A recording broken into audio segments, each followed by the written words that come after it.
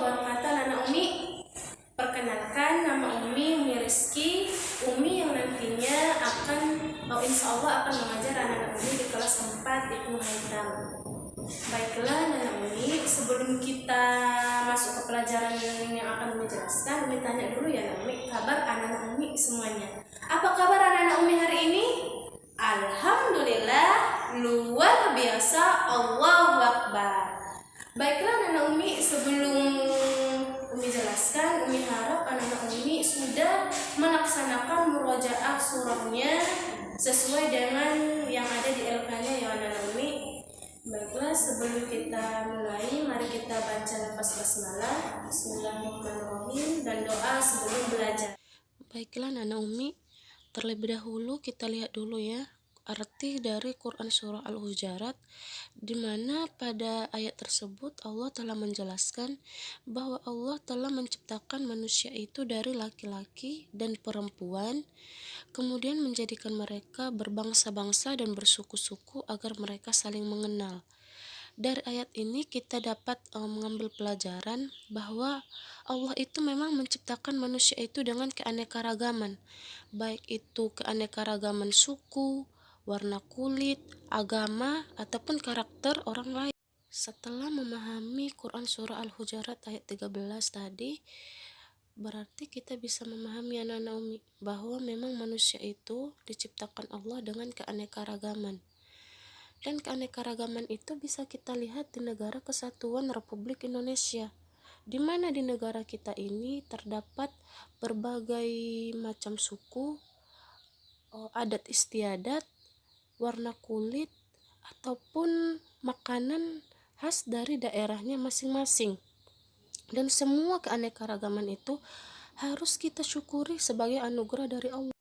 Sebagai anak yang soleh dan soleha, anak-anak Umi harus bisa menghormati dan menghargai perbedaan yang ada di lingkungan sekitar anak-anak Umi, baik itu dari suku, warna kulit, ataupun agama yang ada di daerah tempat tinggal kita masing-masing.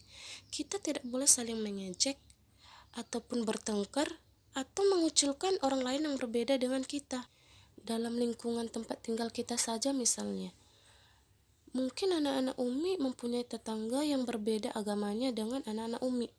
Mungkin ada tetangganya yang beragama Kristen, ada yang beragama Katolik, ada yang beragama Hindu, ada yang beragama Buddha, atau beragama Konghucu. Itu semua merupakan keanekaragaman dalam bentuk agama yang ada di Indonesia. Walaupun kita berbeda agama anak-anak Umi, kita wajib menghormati dan menghargai mereka, dan tidak boleh mengejek agama orang lain yang berbeda dengan kita. Mari kita lihat anak-anak Umi keanekaragaman makanan yang ada di Indonesia. Di gambar ada makanan khas dari beberapa daerah, misalnya saja ada makanan khas Aceh yaitu mie Aceh, ada makanan khas dari Sumatera Utara yaitu bika Ambon, ada makanan khas dari Sumatera Selatan yaitu empek-empek. Itu semua merupakan keanekaragaman. Selain keanekaragaman yang sudah Umi jelaskan tadi, yaitu keanekaragaman agama dan keanekaragaman makanan khas dari setiap daerah, Indonesia juga memiliki keanekaragaman suku-suku yang ada di Indonesia. Misalnya saja ada suku Jawa, ada suku Batak, ada suku Melayu, atau suku Minang. Dan gambar yang ada ini merupakan salah satu contoh gambar dari suku Batak. Selain suku Batak yang sudah Umi jelaskan tadi, di Indonesia juga terdapat yang namanya suku Jawa, di mana